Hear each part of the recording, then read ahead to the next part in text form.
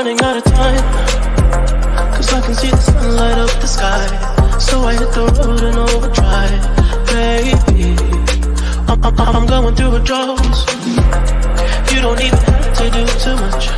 You can turn me on with just a touch, baby.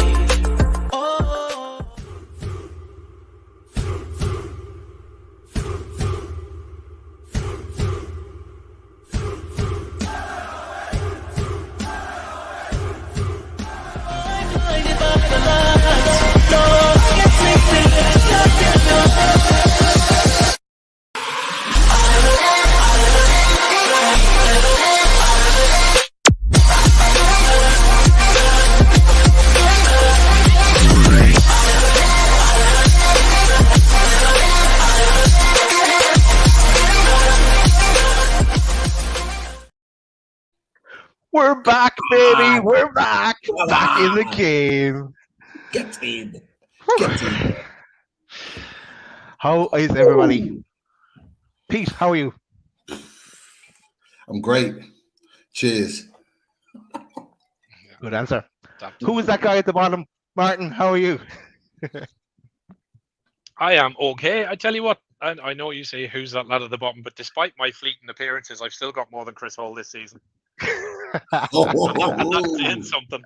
Yeah, I think you might just be fat. I might just in there. Yeah, no, good, all good. Yeah, good weekend. Didn't really do too much yesterday. Obviously, a good win for Ireland against Scotland today. Grand Slam is on. St Patrick's weekend. Ireland versus England for the Grand Slam. So Dublin will be packed next week, and then obviously St Patrick's and a few other things going on next week. So yeah, it'll be full on now this next few days. Finish work early and then Friday off. Yeah. Paddy's Day on the horizon. You're right. Look, forget about all that rubby stuff. This is the only thing that matters, and getting those 3 points today, absolutely massive for us. As we've alluded to in the previous shows leading up to this, it puts our show back on the road, and for hopefully a happy ending at the end of it all. Okay, let's get straight into it, lads. Let's talk about the team news. So this is the team that lined up. And of course, Gordon out with an ankle injury, out for about 2 to 3 weeks. So that'll probably take him after the international break. In come Shar, Willock, Murphy, ASM, and Isaac all starting. J7 obviously out the first of his 2-match ban. But any surprises with the team, lads? Were you happy with it? Pete, we'll go to you first. Yeah, I wasn't too shocked. I've got to be honest. I spoke to you boys earlier on in the day, so I wasn't too shocked at the lineup. Just surprised that Gordon wasn't in the squad at all. That was it. But clearly, they've said it's an injury, and actually, it's just come out just not long ago that they're actually quite concerned about his injury. It's looking like it's going to be beyond the international break, which is a huge blow to him and us. But yeah, in terms of the team, not overly surprised with the front line. Maybe surprised in Byrne playing. We all talked about the potential of, Target has to come in, he has to play this, that, and the other. But yeah, they were the only things really. Everything else was as I expected. But look, we've been calling for change. We got change, so I was happy. I was happy to see something a little bit different. I don't know about you boys. Change is good. Change can be good sometimes. Martin, your thoughts on the team? Were you worried when I think you were actually, because you put it in the chat of a Byrne up against an oiled up Adam Traore? Yeah. Yeah, I'd like Pete. I think Gordon was the shock. Obviously, the damage was done in the City game, according to Keith Downey and a couple of others. Shame for him, because I think had he not been injured, I'd say he probably would have started. But other than that, I think a few of us kind of heard, because we were putting in our chat, had heard that Murphy was going to start. So yeah, I think look, it was as good as expected. Target over Byrne, I think we were maybe expecting with the Adama Traore piece. But I tell you one thing, I think Dan Byrne stood up to it, certainly first half. And I tell you, for another thing, he ain't going to give up that left back slot that easy. Not without a fight, that's for sure. That's a good thing. That's absolutely. A good thing. You ain't gonna give it up. So yeah, so no, team was good. Thought it was okay. Cool. Of course, War Flags were there in action. Beautiful picture, this one. We are united. We sure are. And this was the Wolves team. And I know it was touched on in the way it is as well. Who would be starting where and this, that, and the other with Little Dan. I'm sure I have spare thought for Little Dan actually this evening. But right. He just messaged me now. He's put it on the 12th man chat. Basically, like he's put the little clip from Sky about the Pope decision, which we'll talk about in a second. Oh, we will. And he's not happy with my response to it. And he's not happy. And I apologize to Dan. I'm sure he'll probably watch this back at some point. But I have my reasons. We'll talk about it on the show in a second. But yeah, I apologize that you don't quite agree with me. He's not happy at the moment. Or Eddie Howe didn't really see it anyway either, so that's okay. All right, let's get straight in. I'll give you a quick run through. There's a lot of talking points actually. We'll stop along the way. First half kicked off. First thing you'll notice is Murphy got a few crosses into the box. A bit of a change of tactic that Eddie was going with there. Excellent pressing and closing down from our lads. Let's go straight to that one on the 20th minute. Pope fumbled at the back pass. Raul Jimenez put him under pressure. Then Pope did collide with him. Penalty claims. Very lucky from Newcastle. What is your thoughts on that one? Mark, I go with you first on that one. Your thoughts on the incident with Pope. Well, we didn't really put too much in the chat when it happened. When it did, I got to be honest, I shit myself because I was like, oh no. But when they played it back a few times, and maybe not everybody will agree, although I have a funny feeling, I think Pete may agree, I didn't think it was a penalty. I think Jimenez, look, there's a connection there, but I don't think it was in a malicious kind of way. I don't think Pope went out of his way to stop the guy. I think there was a genuine collision. Now, look, the ball back was a bit of a suicide pass as well, to be fair. Pope, could he have cleared it out? Maybe. He looked nervous a couple of times during the game, but then he made some really, really good saves as well. But for me, no penalty. Pete? No penalty from Martin. Straight over to Pete. I think this is why I've annoyed little Dan, because I personally don't think it was a penalty myself, and there's a reason why. Now, first and foremost, if it was given, I wouldn't have argued it. I'd have gone, fuck's sake, Pope, because it was poor. I actually saw on social media some people pointing the finger at Botman for his pass back, saying it wasn't good. Nothing wrong with the pass back. No, nothing wrong with it at all. It was the should have cleared out. He should have been out the box and cleared and stopped pissing around with it. He did it a couple of times. He did it. There's no reason that ball couldn't have been hit first time. There's no reason, and it takes the pressure away completely. And it was a common theme across today's performance. We've taken too many touches, but for me, it's a poor touch.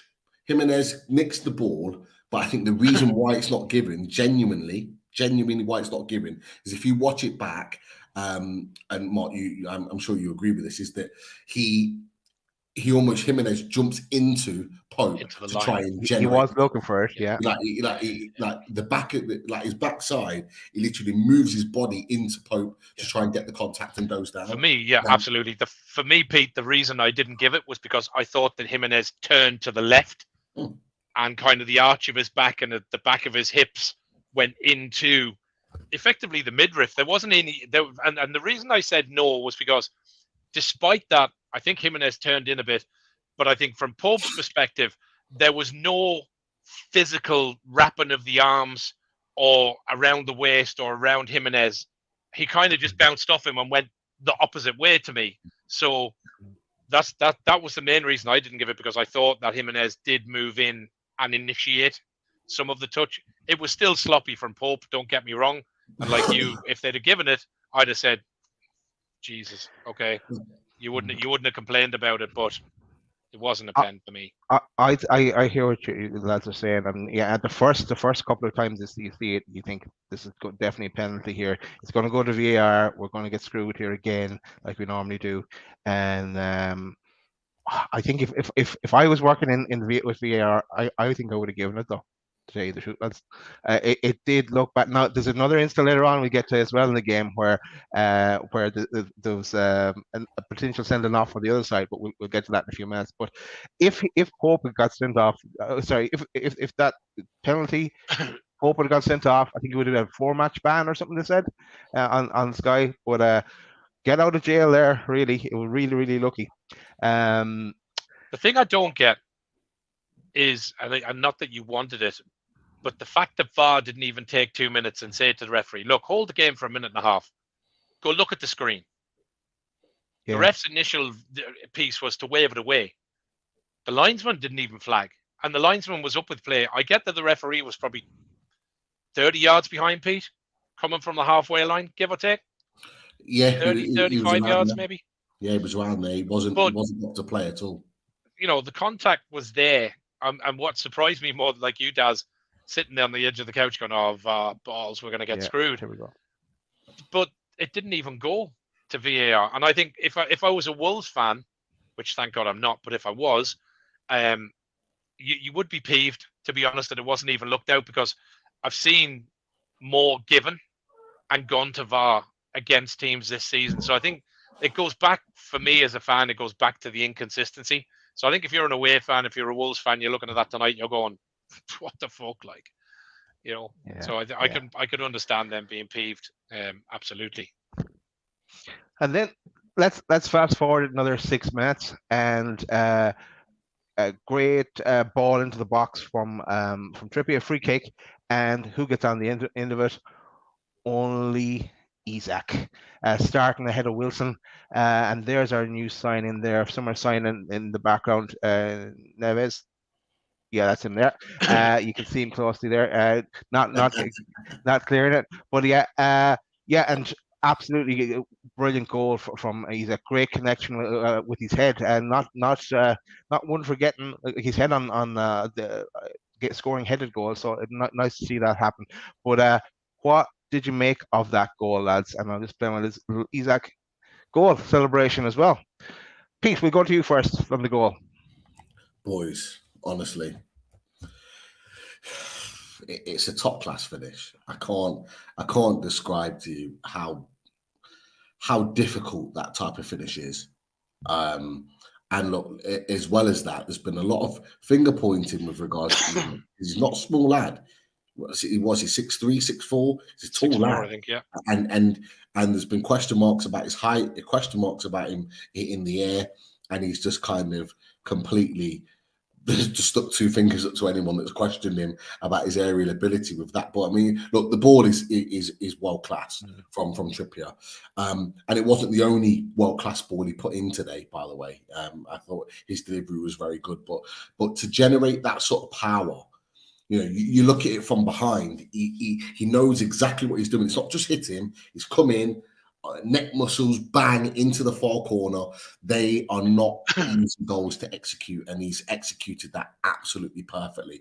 I don't believe, maybe apart from someone like Jimenez, I don't believe there's anyone else on the pitch that could execute that type of goal the way that he did. It was a superb finish, and he fully deserved his goal today. It was brilliant. Really, really good. Mark, your thought on Isak's goal? Yeah, I thought he was good from the off. I thought he had pace about him. I thought his press was excellent. His chasing down, his defending when he was pulling back. I think the goal was, to be fair, the goal was very Shearer-esque with the head and the muscles. A good header. He was a little bit of clever play to begin with, because he just gives the Wolves defender a little nudge to get him out the way. Not fully blatantly to create a foul, but just enough as he was kind of airborne to nudge him through. So for me, really, really good goal. The amount of power and the turn on the neck to get the ball in from kind of right-hand side, mid to right-hand side of the goal to get it to the left and into the bottom corner, I thought was really, really top-class goal from a top-class striker. I think he's been due. Look, we see what he did when we played Liverpool with what were 2 perfectly good goals, despite one being ruled out. So, look, I think he'll get a run. I know Eddie was talking about him later or earlier in the week, saying he's not able to play 90 minutes. I think he was good to go for 90 minutes. I don't think he wanted to come off. Maybe it was the right thing. Look, we're probably going to be. I think we're probably going to be starting with him the next couple of games, and I think he'll continue to score if he gets a service like that from Trippier. I think Trippier's got somebody that can put the head on it. But yeah, really good goal. Delighted to see him score. He just makes it look effortless sometimes. I love the way he moves up the pitch. He just kind of glides. There's no real effort in his running. He's quite long-legged and just seems to burst past players. So, yeah, I thought he had a really good game. Really good game today. Yeah, and he can he puts in the work on the press as well, like, and gets those long legs out as well to try and intercept. But yeah, let us move on. Let's go to like 1 minute after that, scramble in the box with a kind of shot. 30 minutes, Isaac had another shot. So Newcastle were getting more chances right after the scoring that first goal. And I know we're in the chat, we were saying, come on, let's get the second goal and finish this game off. Bruno then on the 35th minute had a header off the bar from a corner. Wolves then hit the post as well. Prudence hit the post 38 minutes. Trippier had another free kick in the 43 minutes. But so yeah, all in all, in the first half, bringing us to going in at a 1-0 up at half time. But yeah, we should probably have been further ahead going into the second half. Right, moving on to the second half itself. Adama Traore came off. Wolves had a free kick on the 57th minute. Pope, great save there for that one, redeeming himself from the earlier fumble. Later in the match, I probably don't have it wrote down here, but there was another fumble as well that he was involved with. Just the ball to feet didn't suit him today. Then on the 57th minute, this is a good talking point here now as well. For me, this is a professional foul. Semedo on Murphy. He was last man back. And he should have got seen red here, I think, for this one. And but only yellow card. Thoughts on that, Pete? So yeah, I can see why it could have been a red. I thought it might well be because I'll be honest with you. If you look at it again, Murphy's next touch takes him into the box for a goal scoring opportunity, and there's no one getting back to recover that ball. He's the only one, the player that brings him down, Semedo, he's the only one that can stop Murphy getting a shot on goal. So for me, I think if it was 5 yards closer to goal, I think he probably gives a red, if I'm honest. I think the fact that he's slightly further out from goal almost gives the referee an opportunity not to give the red card. And I think that's kind of why Semedo really gets away with it. But it was lovely play, lovely protection. Get my words out. Protection of the ball to stop Semedo coming across and nicking it, and he nicks through. And you could probably argue at that point, would he have got a shot off? Did the fact that he brings him down allow us to kind of like just settle ourselves and we kind of regain ourselves in terms of positioning and stature in the game, gives us a little bit of a breather. You could argue it both ways, but for me, yeah, I can quite easily see why it could have been given a red card. Definitely. Mark, your thoughts on that one? Yeah, look, I mean, we've seen him given and not given. Again, I think it goes back to the penalty piece, the penalty claim, inconsistency.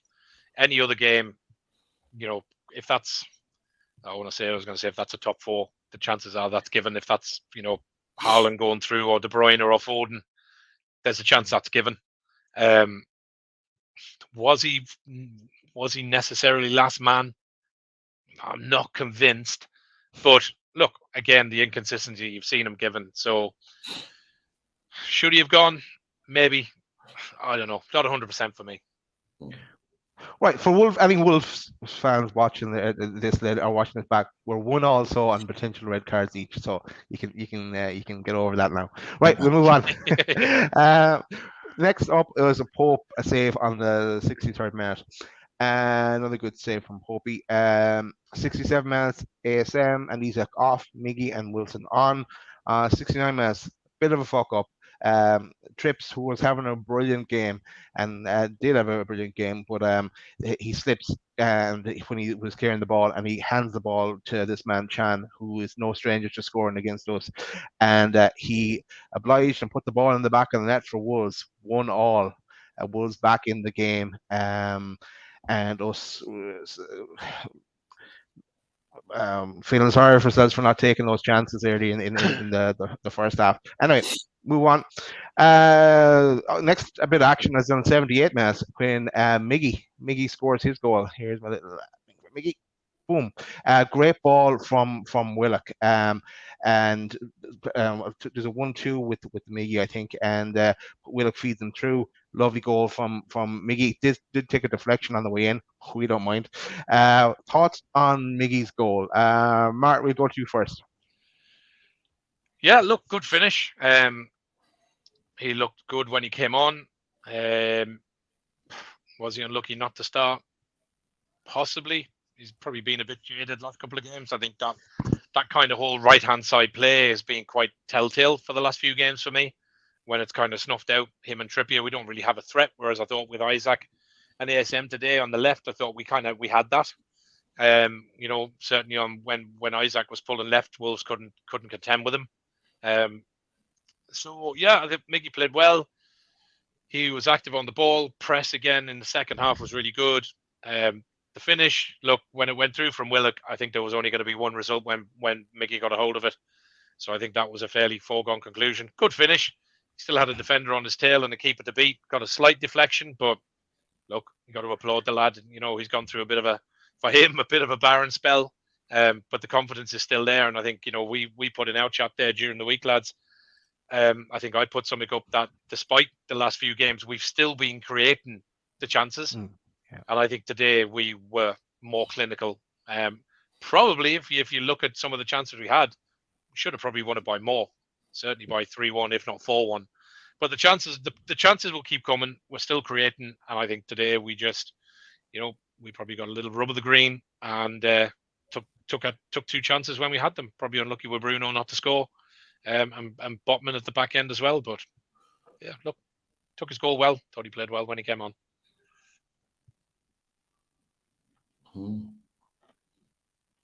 Me?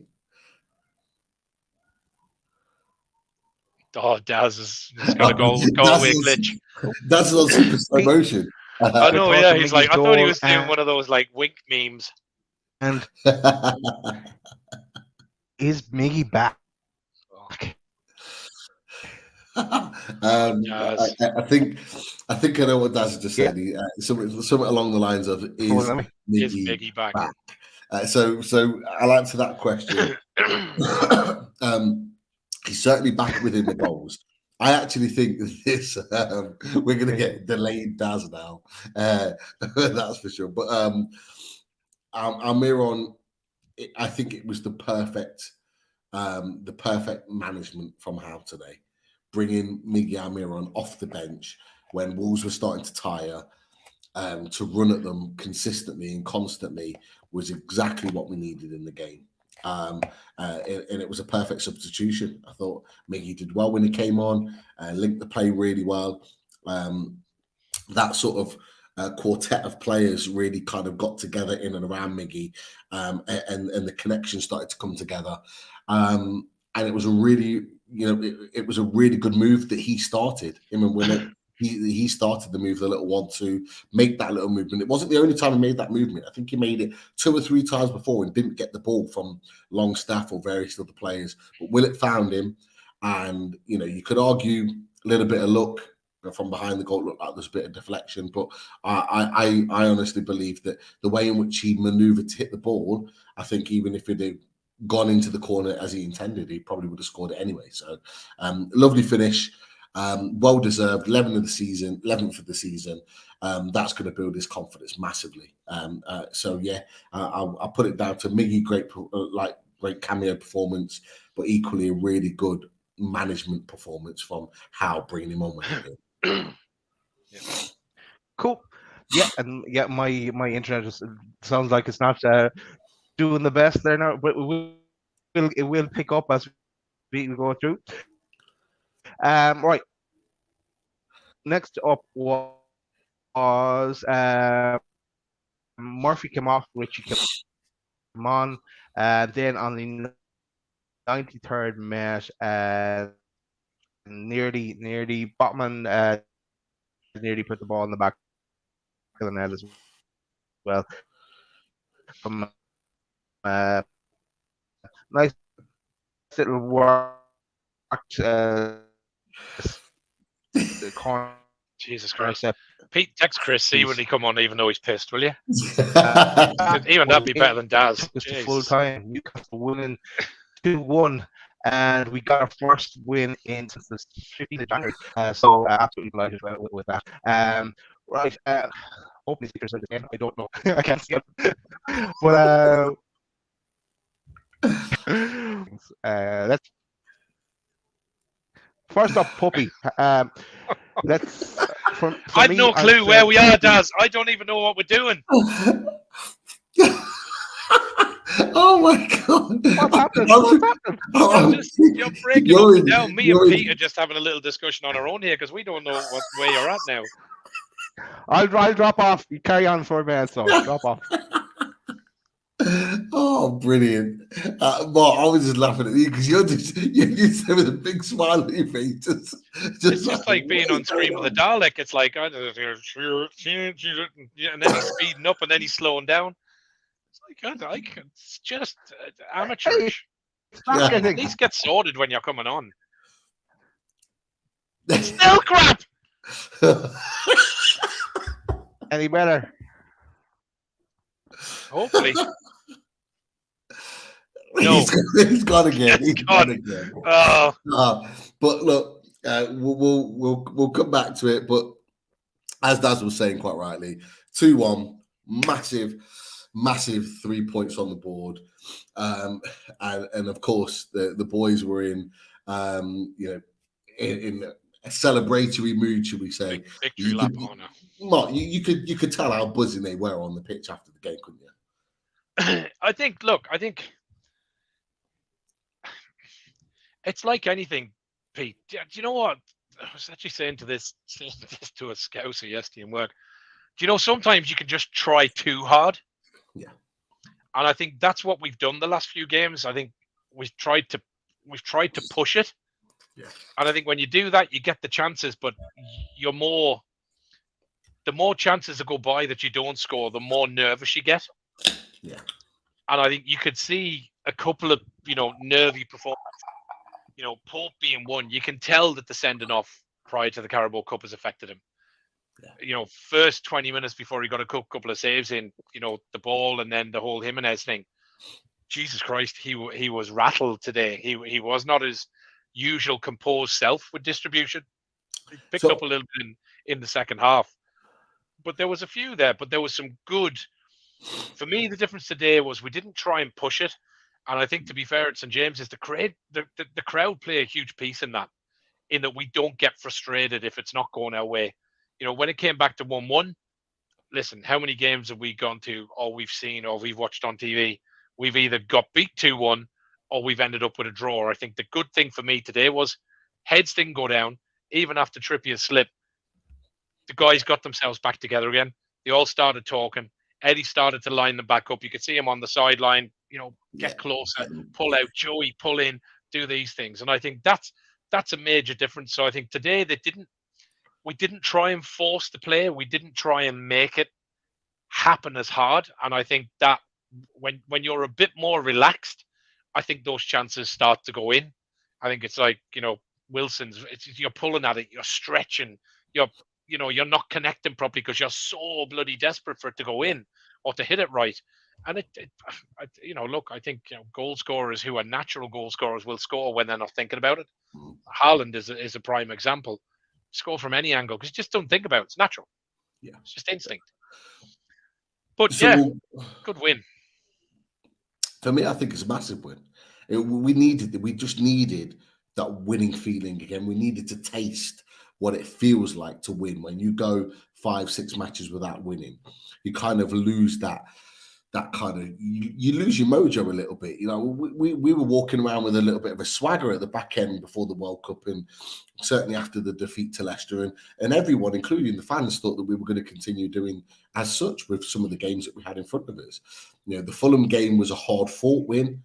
I genuinely thought that we would continue that with the likes of Bournemouth and West Ham. It didn't happen, but they needed to taste what it felt like to get the win, and you can almost see the confidence grow in the players, and I think that will continue. There's no doubt about that, and I think, and I hope that what we see moving forward into the next game is that level of confidence going and flying through us again. But look, just as Daz comes back and sorts out his internet, well, I know he's going to go into the player ratings, but so I want to get your thoughts on Nick Pope. Like, what would you score him as a sort of performance level? But there's a question I want to ask you as well, but I'll get your thoughts on Pope first. What do you think? Yep. I thought he was shaking. Let's just go back, Geordie Tune for Life. I just want to put this one up. He says, this is a review for the Wolves game, but Daz is so far behind, he's still talking about Bournemouth. You're right, I figured out what the problem was. There's some kind of a sink going on that killed my broadband. So that's what happened. Okay. Pope, look, a couple of jittery moments. I think he's definitely nervous. As we were saying while Daz was reviewing the Bournemouth game there. Yeah. I think definitely the sending off and the mistake he made pre-Carabao Cup has affected him without a doubt. But having said that, into the second half, he made 3 or 4 really, really good saves. So look, he's still a quality keeper. Keepers make mistakes, and you know, the unfortunate thing is when they do, it's glorified to a bigger extent because they're there at the back on their own. But overall, look, it was a solid game, some good saves, possibly lucky with one, but a good 7. 7, yeah. What I want to ask both of you actually about Pope is that I think you've both talked about Pope in terms of his performance, how he wasn't very good with his feet today, and he wasn't. You know, it's always been the issue with Pope. Great shot stopper, commands his area, does all those things really well, but not really good with his feet. Now, obviously, after that issue with Jimenez and the penalty shout, do you agree with the players continuing to play back to him, or do you think they should have shielded him and avoided passing it back to him and putting him potentially under more pressure? Because it was something that was running through my mind, as if to say, you know, keep the ball away from him, let him settle, let him kind of regather himself. But they kept giving him the ball and they kept playing the same way, which means he has to play in the game because that's the way Eddie Howe wants us to play. But what do you boys think? Do you think it was the right decision to continue to keep playing to him, or do you think we should have kept away? And for everyone in the chat as well. Yeah. No, I think it's the right decision. I think it's like riding a bike, isn't it? Do you know what I mean? You're going to do things and make mistakes, and you're going to fall off and hurt yourself. But that doesn't mean you don't get back on again. So I think for me, it would have been worse, and I think it would affect him as a player, because I think he strikes me as the kind of lad and player that he doesn't want to laurel on the mistake. I think he's happy to move it on. Is it in the head? Yeah, maybe. Look, I mean, you know, the Carabao Cup one is a massive mistake in the game. You know, to miss the final, that has to have had an effect on the kid. Absolutely. But I think, you know, I'm sure there was part of that with carrying on and playing the same way. Would have come back from Eddie, would have come back from Trippier. You know, Trippier slips. Should he have had longer stud? Should he have cleared the ball first time? Yeah, all ifs and buts. But he carried on playing, and I think that's for me what I would have wanted to see.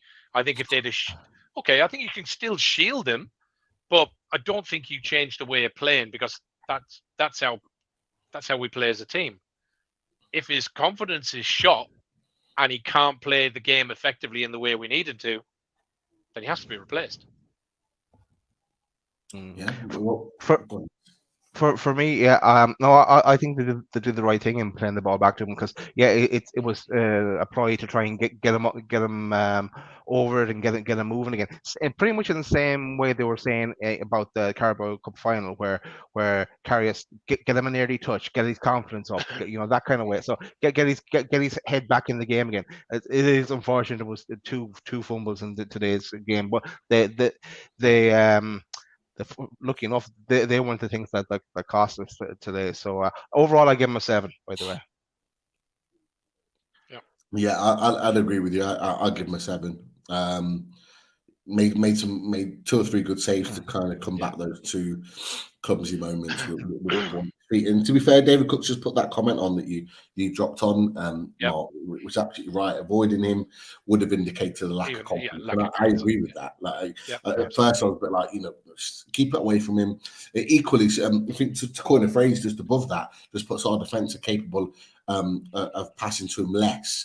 And I also agree with that too. I thought there was an over-reliance on him to pass the ball back to him in order to there was occasions today we didn't need to play back. We could have gone forward, or we could have gone sideways and then forward, and we didn't do that. I thought we played in particular first half. I think we played back a lot more than I've seen us do, which was uncharacteristic of us.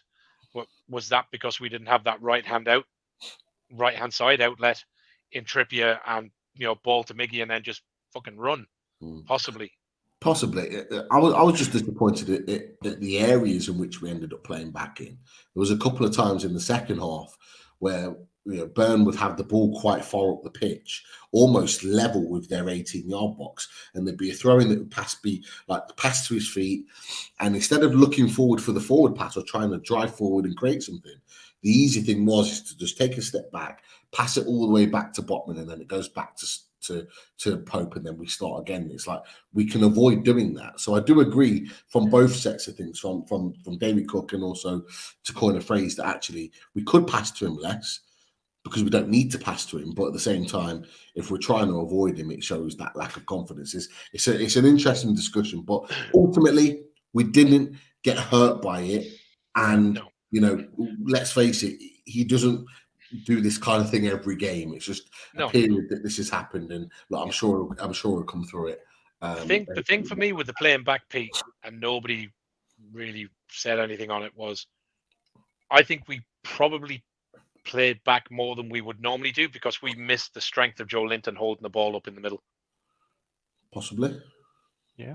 Because a lot of that left-hand side to centre midfield, that ball goes into Joe Linton, who normally is strong enough to hold off one, if not two, a defender and a midfielder, be able to play that bit of ball into Bruno, out to the right, out to the left. And we didn't have that strength. I don't think Longstaff gives you that strength, same as a Joe Linton. And you want Bruno obviously to be on the ball to create. So was that the reason we went back a bit more? Because we just didn't have that hold up playing in the middle. Possibly. Yeah. Pete, have you given your rating for Pope? Yeah, I just gave it. I'm saying 7. 7. So run 7 on the house. Right, let's move on. Let's go to trips. For me, classes in it today, apart from the slip up, I did take my marks off for the little slip, and which led to the goal, but it was just an accident. I gave trips a 9. Pete, or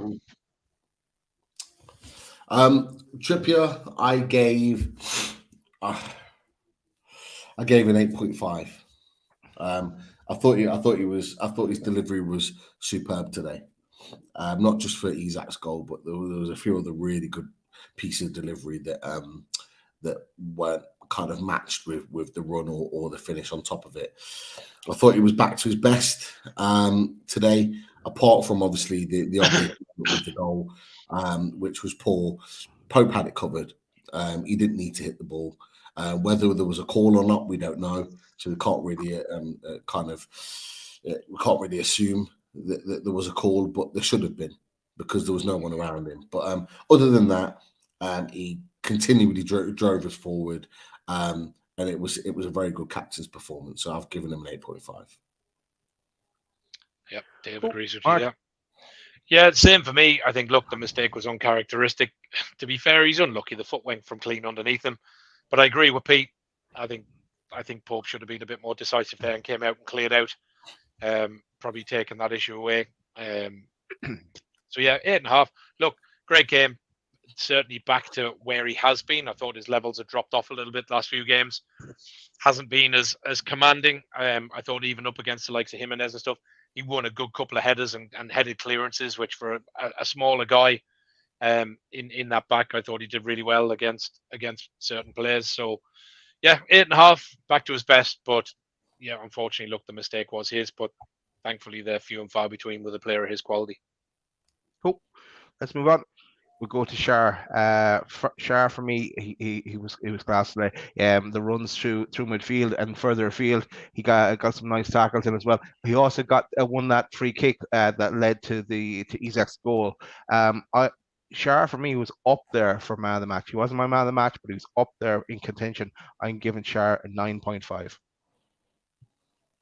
Wow, Mart. Yeah, he had a great game. I thought he was slightly unlucky not to score when he burst through the midfield towards the Gallagher in the first half. I thought he was unlucky. Look, he did everything.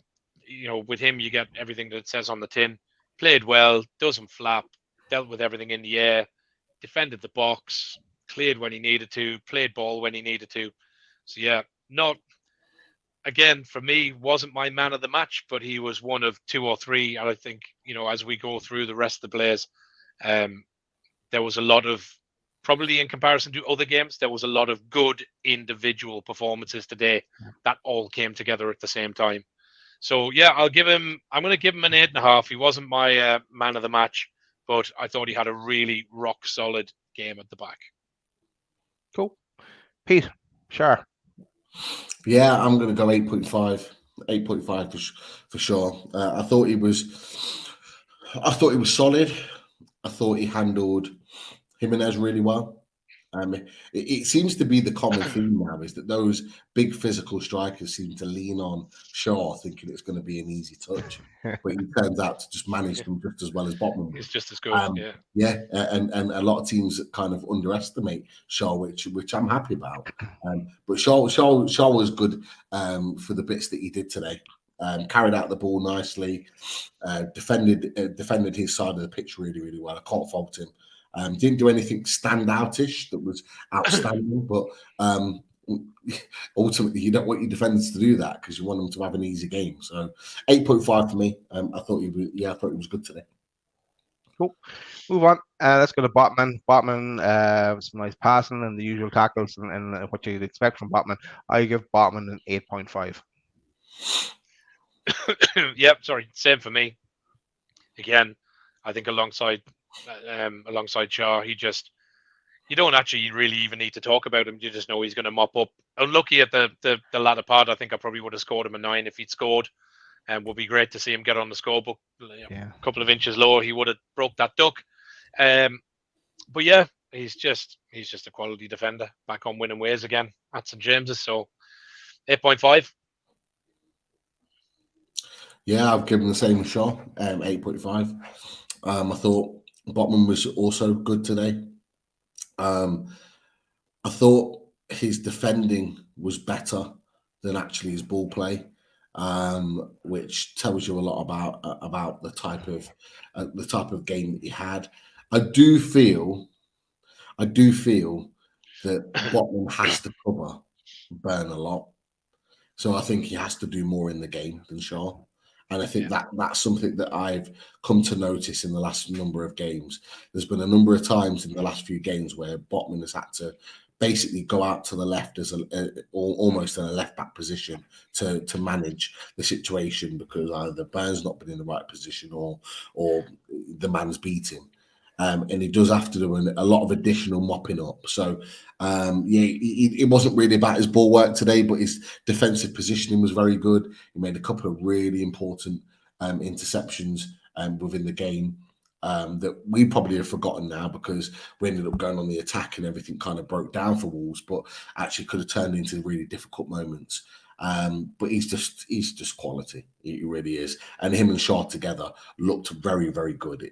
They look like the partnership that we've come to expect this season. And actually, I'm actually really gutted that they didn't get a clean sheet today, because I think as a partnership they deserved it. I thought their performance deserved a clean sheet today, both of them. Yeah.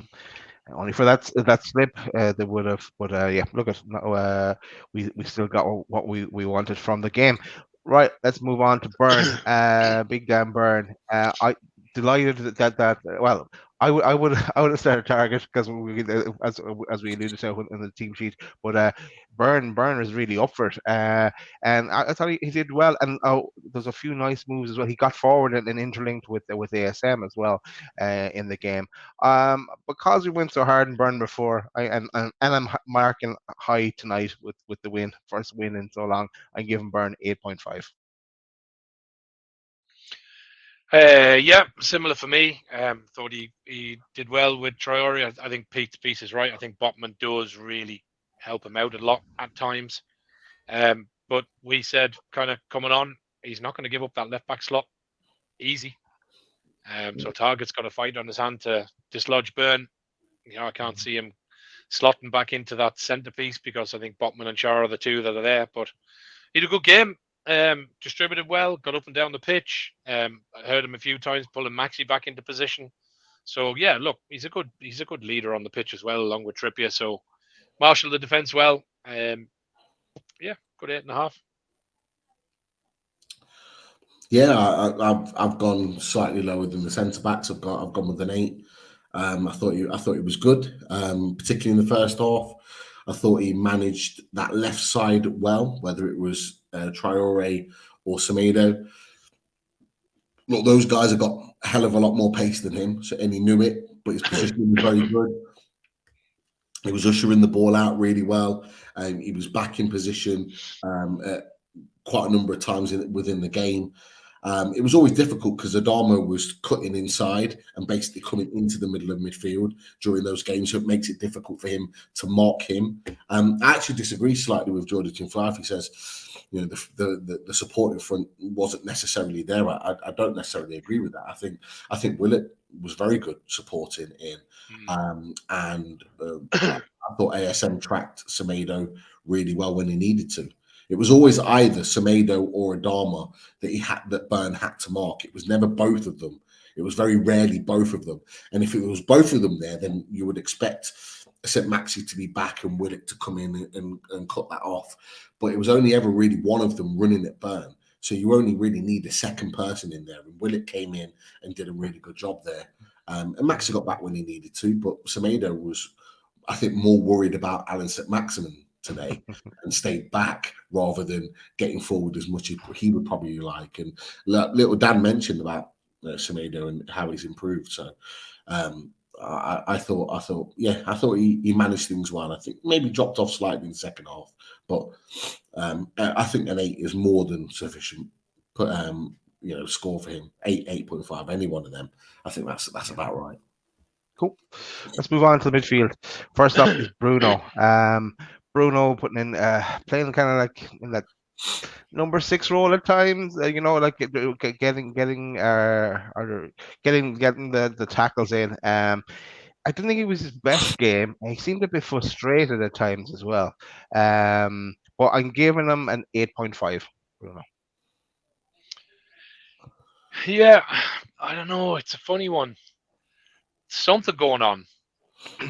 Bruno's either carrying an injury and he's being patched up to get out there, or something is going on because he's just not himself. Like, I know he was trying to rev the crowd up and that a bit today, but he's just not moving like he does. And maybe that's just me looking at it. I didn't think it was his best game. He got through the middle of the park. He did what he needed to do, but he didn't seem happy. You didn't really see the smile that we've seen with him when he's kind of there. So I'm not sure, but not his best game. So I'm going to give him a 7.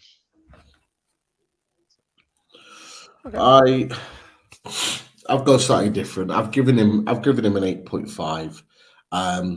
And actually, the reason why I've given him an 8.5 is more for his defensive responsibilities. His recovery of the ball was very, very good. But I'm inclined to agree with you, Mark. There was at times in the game that I'm thinking, is Bruno okay? Because he wasn't as dynamic with the ball as what you come to expect him to be, and that's looked frustrated. I don't even think it's that. I think there's maybe accumulation of a number of things. I don't think he's 100% fit. I agree with you. I also think he left Joe Linton in there today. I think him and Joe Linton as a pair are very good together. The way in which they work in tandem, and I think he missed him today. So I think there's those couple of things. I think were big reasons, and to add to that, I have to say, with the way in which we played for the majority of the game, he had to do a lot of the sitting. He had to play the 6 role a lot today, which means that you don't get to see him as far forward as what you'd like. Breaking. And I think that's partly down to the way in which maybe Howe's instructed, certainly Willock, but even Longstaff to do. You found them arriving in the box a hell of a lot more than Bruno did, and you always needed a sitter. There was at least 4 or 5 times in the game today where Willock and Longstaff are going up and helping the press, and at times Longstaff was heading up the press as the furthest man forward. Willock was sometimes doing the same. But then when the ball broke and when Wolves broke the lines, it was sometimes 2-on-1. So Bruno had 2 players running at him, and he was the 6. And when you're that, and when you know that's happening, you kind of switch off from your normal game and just kind of sit in to do a role for the team. And that's kind of what I felt like. It was just something that I'd noticed in the game. But I think you're right. It wasn't the all action Bruno that we come to be aware of. But what I love about Bruno Guimaraes is that when we've got something to hold on to, when we've got something to fight for, so when we went 2-1 up, he almost switched into life. And his ability to carry the ball long distances, win a free kick, take the pressure off the team. He did that 3 or 4 times from the 80th minute when we scored up until the end of the game, and we almost wiped out 2 or 3 minutes of the game of him just doing that. And I think that they're the kind of elements that Bruno Guimaraes, that's what we've come to expect as well. So for other reasons of what we know Bruno Guimaraes to be, and I agree with you, Mark, is that actually it was the other elements of his game that I thought were really, really good, which is why I've given him a rating as high as 8.5, because I think there was other sides to the game that I thought he did really well. Yeah, I went 8.5 as well, but I originally had him down as an 8, but it was because of those little things towards the end, and when we went behind, I'm pushing up to 8.5. Right, moving on. Let's go to Longstaff. Longstaff does the usual things John Longstaff does. I gave him an 8. I thought he was good in patches. He did what he needed to do, but I think he could have done more. So for that reason, I'm going to give him a 7.5. I think he got in there when he needed to. The press was there, but I don't think he got involved fully in the middle like he can do. And I think maybe that led to a little bit of Guimaraes maybe being a little bit further back. I don't think he got full support from Longstaff today in some of the game moments. So I'm gonna mark Longstaff down a little bit. I agree with everything that Mark's just said. I've given him a slightly higher mark. I've given him an 8. But I agree with what Mark said. I think he went about his business doing the normal strong Longstaff thing, covering every blade of grass, keeping the ball ticking over.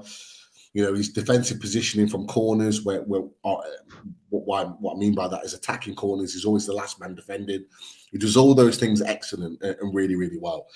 But I couldn't help but think that for a player that was playing really further forward compared to Bruno, like we just discussed, I wanted a little bit more from him. Like, he didn't have a bad game, far from it. I thought he did well, but you want more. Yeah. You do. You just want more. Yeah. There was no forward passing from him for me today. Like, he didn't create anything really in a forward momentum, and that's why I marked him down. Yeah. He's capable of it, and I've been critical of him in the past of not showing up, not being there, not being strong enough. but he's having a good season.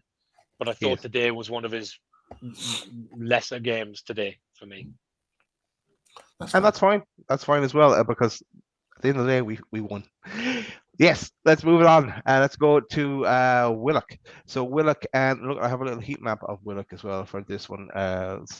So Willock was pretty much everywhere at times today. I've given him, and of course he set up the goal, the winner for Miggy. Some nice link up play. Put in some tackles as well. Actually, Willock. I've given him a 9. 9 for Willock. For me, he was one of, if not our best player on the park today. So for that reason, I'm giving him a 10. Is he your man of the match? He is my man of the match. Yes, I think it was a hard shade. Somebody did send me something, just some of the numbers on Willock, and I'll try and dig him out as we go through when you lads are talking. But for me, he was involved. He was getting involved. He was tackling. He was getting up and down the park. His press was good. He defended. He worked hard. He ran tirelessly, and he's, assist for the goal. I think he did everything he needed to and more. I think that for me, the performance from Willock today was COVID Willock. That's what we've been missing. I think all we're missing now is a goal or two. Yeah. But the performance, for me, I think he ran and bossed that midfield. Bruno did his thing, Longstaff did. But I think for me, he was by far slightly shaded. I think Isaac would have been my man of the match had Willock not probably set up the winner for Miggy. But I think that just shades it for me, the extra half a mark to the 10. So, yeah, for me, Willock, best player on the pitch today. Just shading Isaac, but definitely a 10. Man of the match performance for me from Willock. Cool. Just before we go to you, Pete, of course, Willock did have that chance early in the game as well. Around 27 minutes, right after we scored that first goal, where it was the shot and it trickled out then. But Pete, your thoughts on Willock? Joseph Jeremiah Willock. You're in trouble. Here we go. Man of the match. All day, every day. There was no player that was better than him on the pitch today for the whole 90 minutes. I thought he was outstanding. I was really, really impressed with him today, massively. And every time I saw him on the ball, I was just kind of smiling because it's everything you want in a midfielder. We've just talked about Bruno Guimaraes, and Bruno Guimaraes is outstanding. He's a world-class midfielder. But what I loved about Joe Willock today is that we needed someone to grab the game by the scruff of the neck and make something happen, and he did that. He did that on more than one occasion. He drove us forward, running on the ball, going deep into their attacking areas, willing to take on a man. We don't have enough players that do that. Alan St-Maximin does, or they probably didn't do it as much today. Willock was willing to take on a man and get a ball into the box, and I loved it. I loved everything about his performance. He got the assist and that was great, but I probably still would have had him man of the match even without the assist. He was that good today. Honestly, if we can get that Willock playing every week, not only will he be a regular starter for Newcastle, I think he'll get in the England squad. I really do. I think that's the kind of performance we need from him week in, week out, because that's the kind of performance that not only does Newcastle need, but England need that as well. And that's what we're missing, a player like that. And like PDK's just said, he's only 22 years old. He just seems to be getting better and better for me, even in our disappointing performances. I think he's really finding his feet. And I think Eddie Howe's managed him really, really well. I just love the way he carries the ball and attacks players, not afraid of anyone. He covered every blade of grass today. I thought he covered Burn really, really well. I thought he covered a lot of defensive areas really well, but equally he was running beyond. At times he was running beyond Maxia, running beyond Isaac.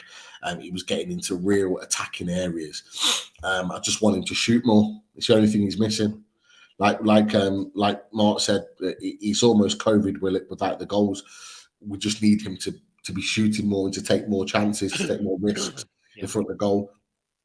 But that's not just him; that's the team. So I'm not going to put that on him. But yeah, I've given him 9.5. Not quite.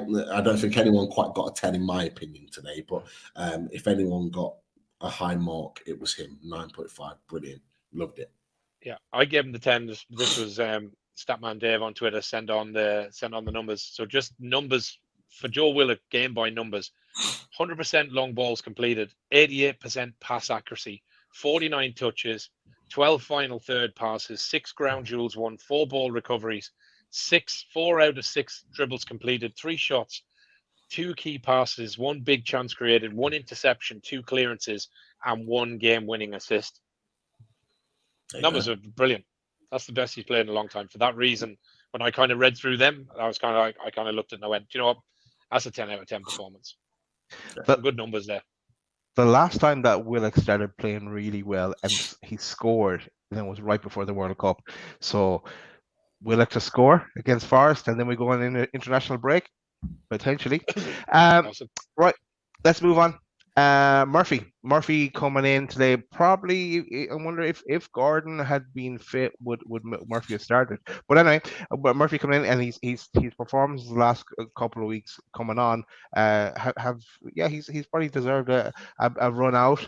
I thought he did well today. I'm giving him. He was on, got a few crosses in the first half on the right, and then he switched over to the left when Miggy came on. But I'm giving him an 8.5 for Murphy. Yeah, same. I thought he had a good game. I think even if Gordon had been fit, I think Murphy would have started anyway. I think Gordon would have probably came on similar to Almiron and Wilson later in the game. But he had a good game. 2 great crosses in early on. Just unfortunate enough to get nobody on the end of him. Thought he ran his socks off. He held the ball well. He got down the wings. He switched over, put in a good bit of graft. And rightfully so, got a good ovation when he did get substituted. So, yeah, good performance. Good to see him doing well. And look, at the end of the day, he loves the club. He loves the fans. He loves the team. So it's good to see him get a decent run. He's had his moments. You know, again, his finishing for me has always been his problem. He gets chances because he's got that speed and that pace. But when he does get through or he does get chances, he's got to stop finishing and be more clinical because we probably could have had another 8 or 9 points on the board this season and a couple of wins if he'd taken some chances, and especially with cup games as well. But he'll come good. He's getting that start, so look, he's a good option to have. He's a good squad player as well. So I thought he played well. Pete. Yeah, I think again Murphy an 8.5. I was really pleased with him today. I thought he did really well. I thought he was, a lot of people will, and I was kind of, when you hear the noises that he's going to start, you're kind of like, really? Like, because you think like Gordon, you think Miggy, you think ASM, you think all of those players ahead of him. But, he has come on and made a difference in the last few games. And you know what? In the first 10, 15 minutes, he did exactly what we thought he was going to do. He got down that wing, he caused problems, he whipped balls into the box. He was causing havoc that first 6 or 7 minutes. And he fully justified his starting berth. Tired as the game went on, but I thought he was still an outlet throughout. We talked about the fact that he could have, that Semedo could have got a red card on the back of him working through the ball in the second half. There were a lot of things that were good about his game, and I thought it was the perfect game for him to come in and play. Now, whether he's the right choice for the game on Friday against Forest is another thing, but he was the right choice today, and he did exactly what the manager wanted him to do. So for me, 8.5. I love that he just loves it. He loves it. He is enjoying every moment of playing for Newcastle United, because look, he knows deep down, like with the transfer windows coming along and players coming in, that his chances are going to get limited. A little bit like Matt Ritchie and 1 or 2 other players. They know that their opportunities are becoming limited. So whenever he gets a chance to get on the pitch, he is enjoying every moment. And you can't argue that. You can't argue that. As long as you've got a player that's given everything for the team, that's enjoying every moment he has out there, and he's actually contributing to the team and the performance, which he did today. Can't argue. So I'll stick with the 8.5. I thought he did really well. I really did. Cool. I noticed there's a Forest fan in the chat there, long-haired. Welcome. You've obviously subscribed because you're in the chat. But yeah, we'll see you next week. Hope you're looking after Shelby and Mr. Wood for us. Who I don't think can play. And callback. Right, let's move on. Let's go to ASM. The Bertie boy, ASM. I thought he played a good game today. A bit of trickery and always looking to try and find Isaac as well. I think if they play a bit more together, then they might have a good partnership going there. I've given them the same as Murphy in the end. I did toy with giving them a 9, but no, I'm giving them an 8.5 for ASM. Yeah, similar. I kind of was floating between 8.5 and 9. I think there's something there. The partnership with Isaac, there's a little bit of a channel coming on there. So I'd like to see the two of them more game time together. I think that could be something of a partnership that establishes itself. He seems to kind of know where Isaac's going. A couple of the balls in the second half. So yeah, look, I thought he had a good game. Listen, when ASM hasn't played well, as you lads know, I've been critical. But when he plays and he's on his game, I'm the first one to say he did well. So 8.5, thought he had a good game. Probably tired a bit towards the end, but tracked back, defended where he had to. Burn pulled him back a few times. So yeah, good game. Happy birthday. Clip that bit. All we need is Graham Bailey to say happy birthday now as well. We can put a nice little package together. No, ASM I gave an 8.5. I thought he had a really, really good first half. Was unlucky maybe to not get an assist or two. Some of the balls that you're playing through, for whether it was Willock or Isaac in particular, were very, very good. He did piss me off a little bit though in the first half.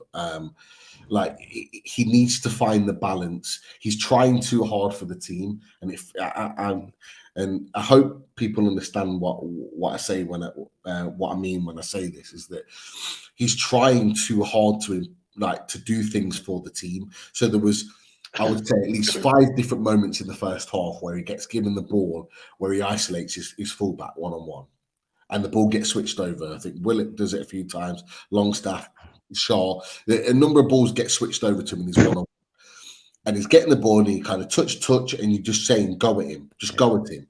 Go at him down his left. Just do him and get a shot in. And he kind of cuts inside. And to be fair, he makes a pass and the pass lands and the player can have a shot on goal or whatever and the ball keeps moving. So it's not like he gives the ball away. But it's the individuality that makes ASM the player that we loved and the player that we really enjoyed watching. And he needs to hold on to that. And we've said it for weeks now. I've said it for weeks. You know, I don't want him to lose what we loved about him. I don't want him to just completely conform to a team and just to give the ball and pass it 5 yards. The reason why you want him in your team is because he's got the ability to take 2 or 3 men on and whip a ball into the far corner, or to get a ball into the bottom that a striker can get on the end of. And he had 5 or 6 moments in the first half where he isolated the fullback, and he didn't do it. And that's what pissed me off a little bit about him, because I just need him to be a little bit more selfish. The times he gave the ball in the right areas. For the most part, Isaac, Willock, like I said, good balls through, but I want him to be selfish, because that selfishness is what makes him unique.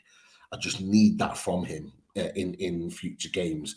I hope to see it against Forest, because again, I think he'll have the beating of the fullback again if he plays against Forest at the county ground. So I just need him to find the balance as soon as possible. If we do, we've got a player that can really destroy teams, because the rest of his game I thought was okay.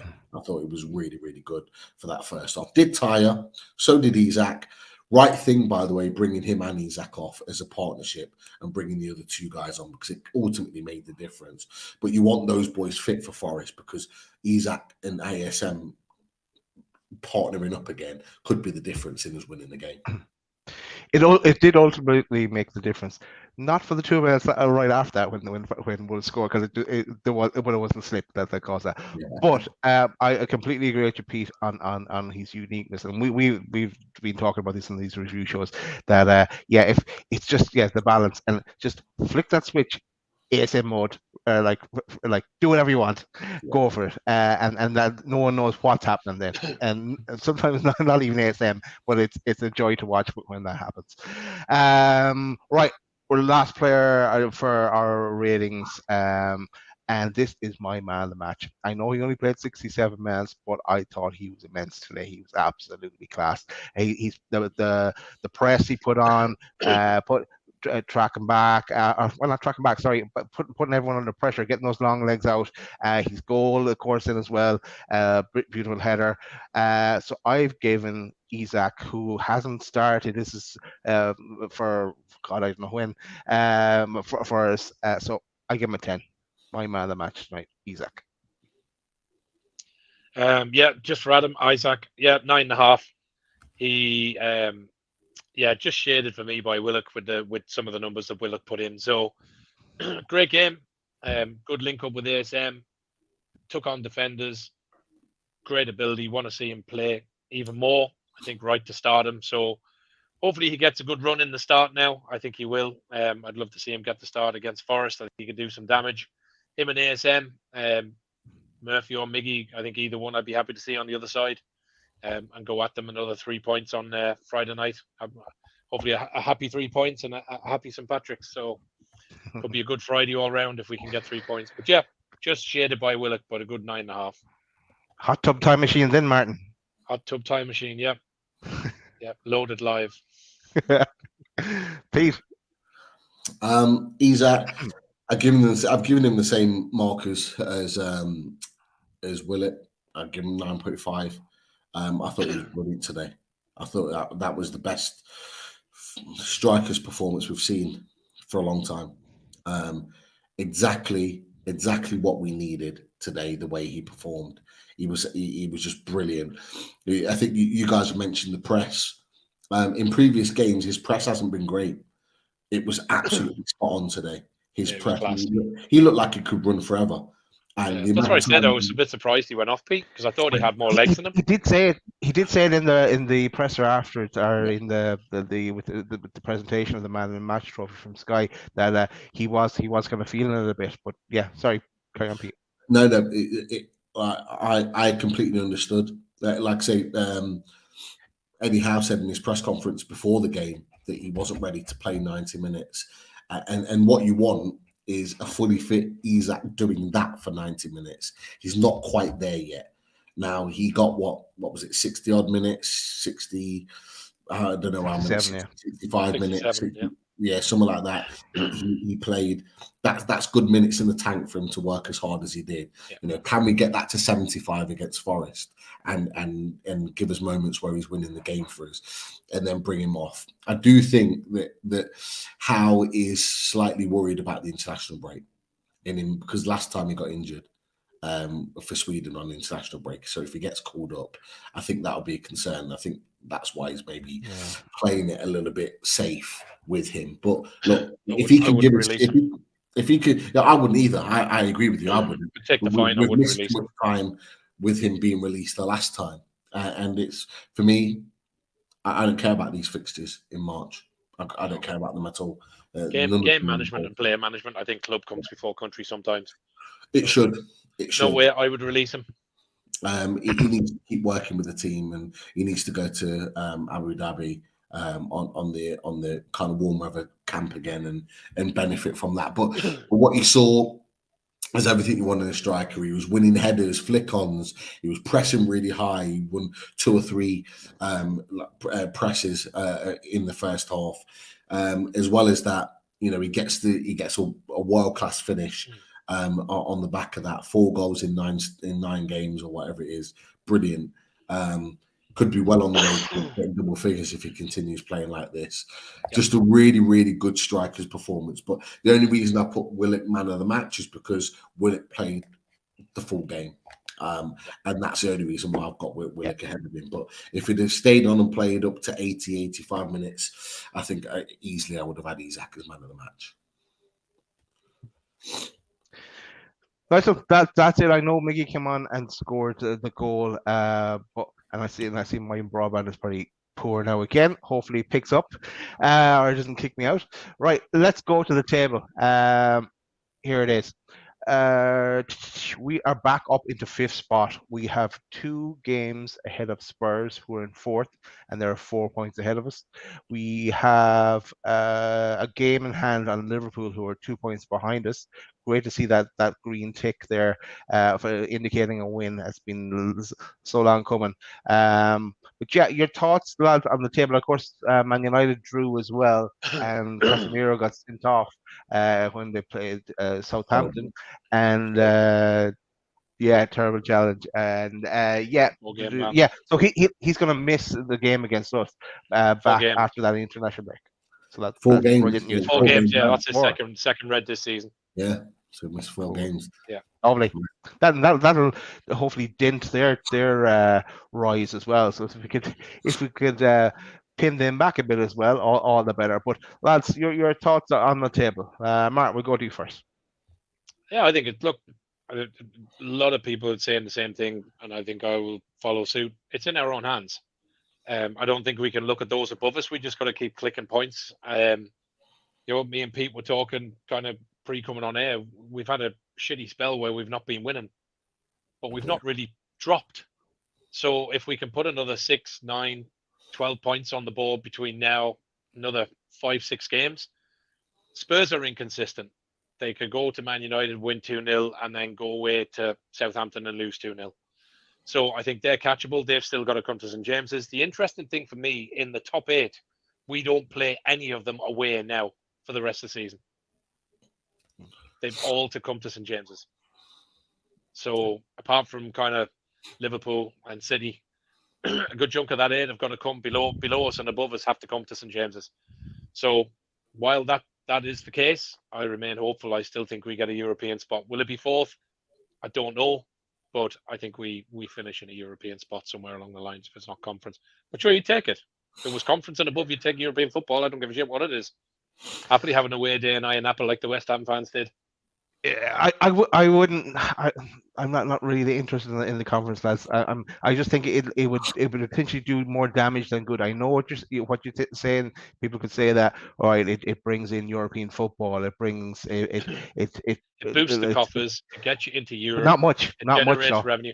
But if you'd have taken this season, Daz, and when game 1 kicked off from where we were last season, and you said you'll be sitting 5th, you'll finish in a European spot regardless, and have gone to a Carabao Cup final, I'd have snapped your hand off. So I'll take whatever we get. I will take. I know, and so will I. But I'm just saying that I think, and I'm also thinking about next season. I think the problem with any European match or cup matches, we still don't have the squad. So whatever we get, we're going to struggle with to hold our own on 3 or 4 different forts anyway. If we made that point earlier in the season, we don't have the squad.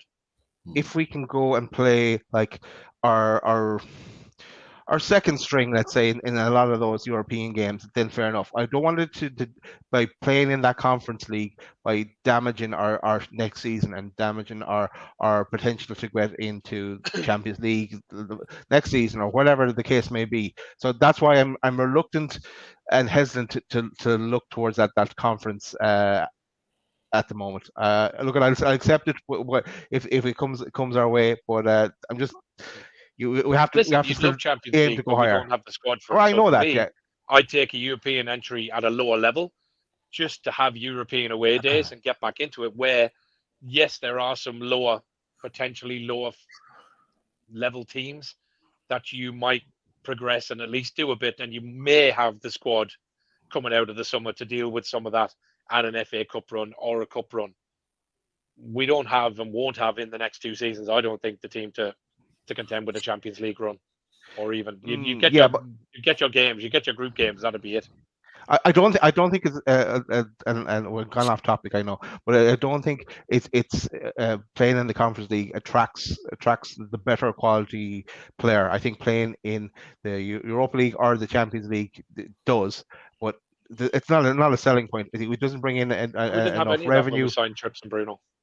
No, I know, but I'm just saying. So I just don't think we have the squad. Devil's advocate. No, absolutely, I get it. And listen, if we finished top 4 and we were Champions League, listen, we'd all be jumping up and down with joy. Oh yeah. But I just don't think it's the start. And Europa League as well. Yeah, it's not the start. We really, I don't think it's where we should be. Not that we should be. I'll rephrase that. Yeah, you'd love, Newcastle to be in the Champions League. It'd be an amazing season, but I don't think we're ready for it. If that No, makes but sense. that's a selling point to players coming in.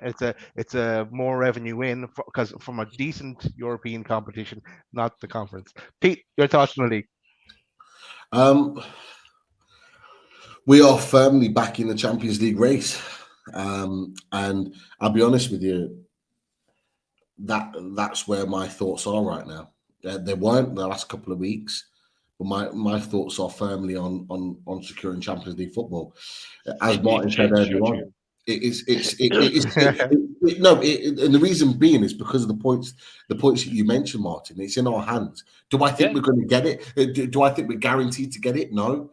I think there are other teams around us that are difficult. That makes that difficult. However, if we don't get it, I would quite happily take a Europa League or Europa Conference because for me.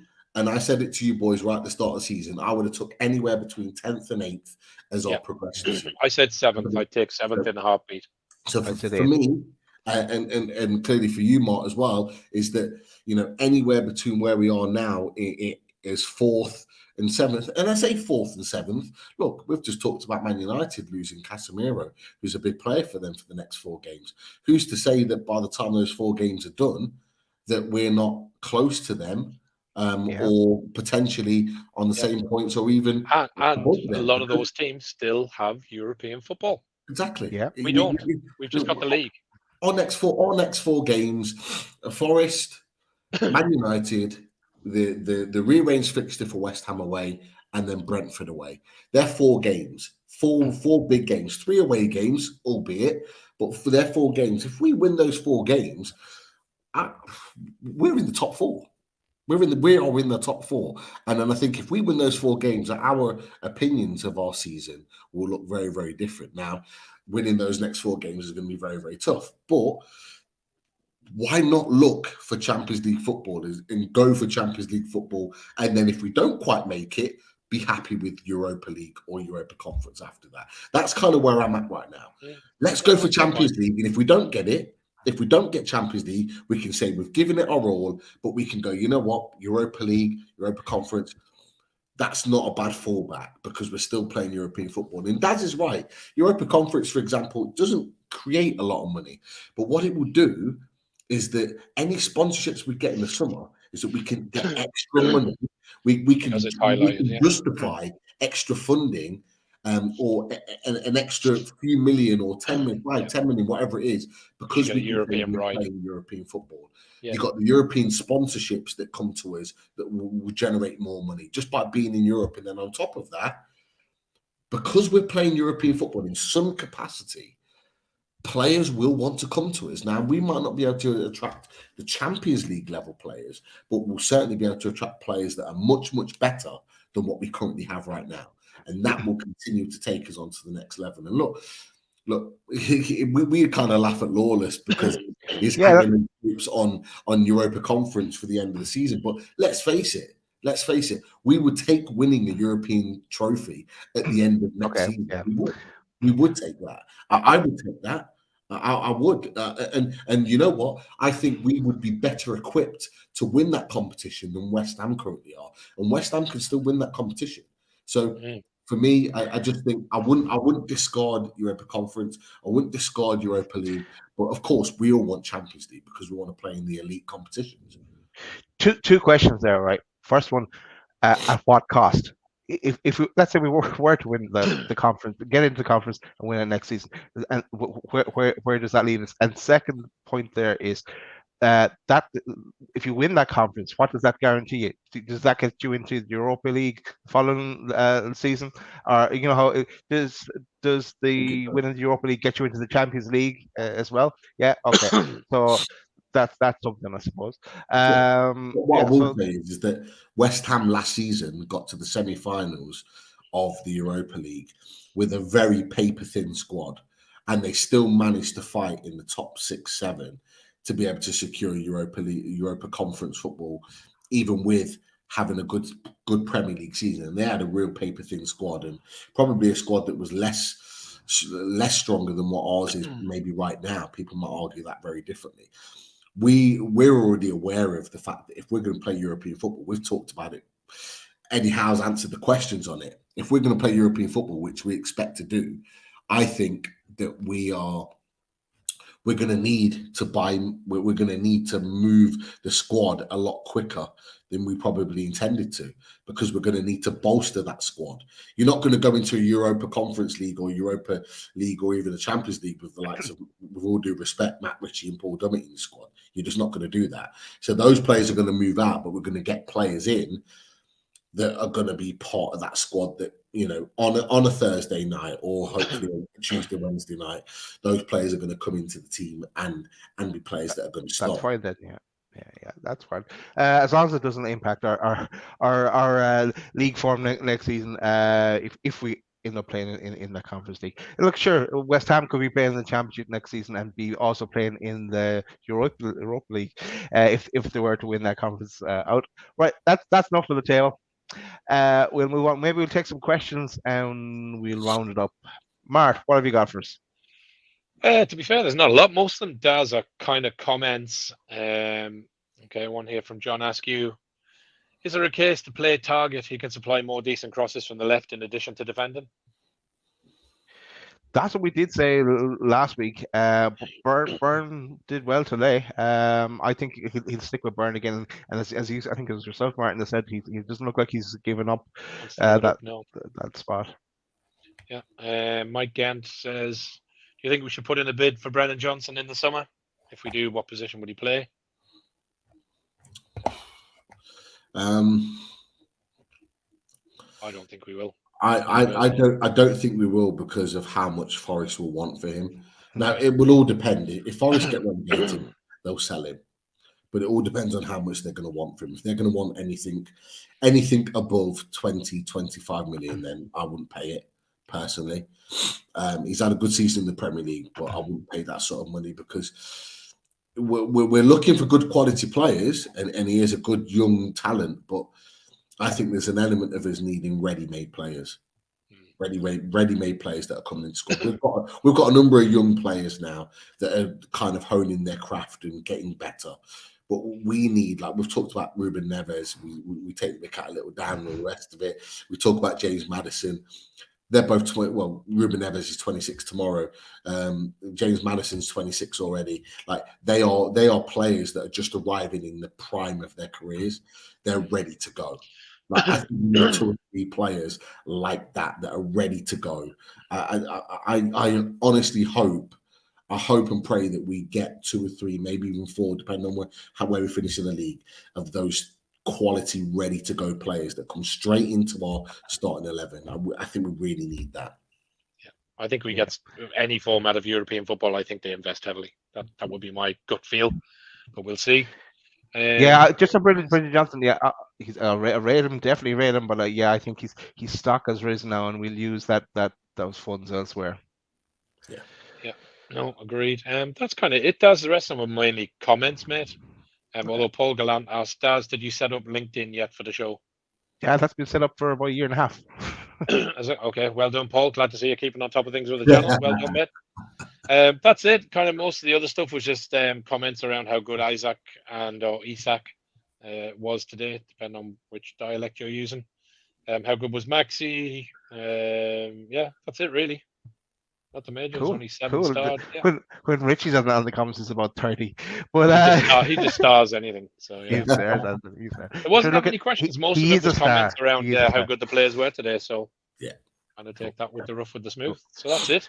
Cool. Just give a shout out to the sponsors and tell you what's on tomorrow, actually. To want to shout out, keep an eye out for. So shout out to theradiatorshed.com as we put Pete in jail. And there he is. He knows that.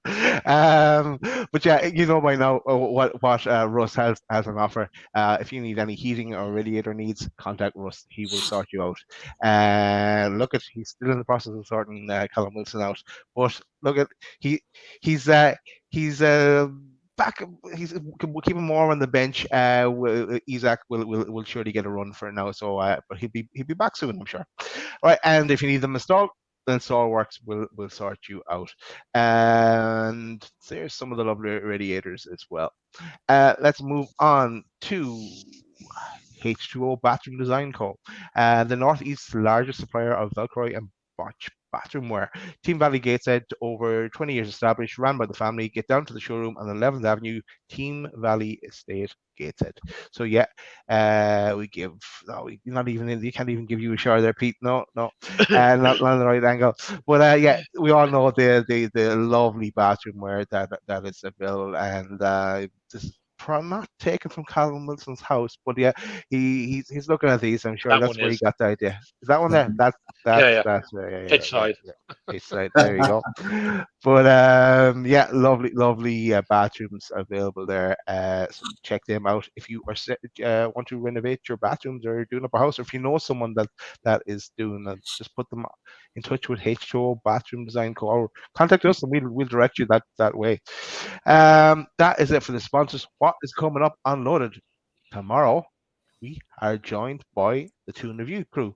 So we're the lads are back for another bit of a chat about all things Newcastle. We'll touch on this game, I'm sure, and we'll touch on anything else that's coming up, has come up in the last few days and coming up tomorrow. I'm sure there's other things will drop, but we'll catch the lads when they join us tomorrow. I think we said 8, but I haven't set that up yet, so we'll check in with that it's still all go. Shout out to Paul's daughter as well. I know she had hurt her arm there the other day, so hopefully what's on the mend. So that is it for the show tonight, I think, lads. Anything else coming up? Well, we're sure we can talk about it ourselves during the week, and we can set up some shows. I think we've got Mr. Cronin joining us, I think, on Wednesday evening. Oh, very good. Nice. So, yeah, we'll get that confirmed and get a tweet out and all the rest of it. But it's looking like Mr. Cronin will be back joining us. Bit of a talk of the tune. Maybe one or two other special guests popping their heads in, but yeah, they'll be coming and joining the Loaded Boys for a bit of a chat. So, and I'm trying to, I'm talking to Mr. Dill about away days. It's looking like it may not be a Thursday. I might need to speak to you boys. He might be only able to do Tuesday, so Tuesday might be an early edition. Away, wow. But I like what you did there. You linked it to the paper thing. Very good. Yeah, coming on, lad. An early edition. Yeah. Here all night. but yeah, we will look. We'll work it out. We'll let you know. We'll get the tweets out. So look, it's looking like it's going to be a busy week in the Loaded Mag NUFC household. So yeah, definitely nothing Friday. No. Definitely not on Friday. No. Game and St. Patrick's weekend. Right, that brings us to the end. Wrap her up. 13 games left, 39 points to play for. Can we do it? We're back, and it's a joy to behold. A win. We've waited so long for that win. We're back, baby. We're back. How'd you like that?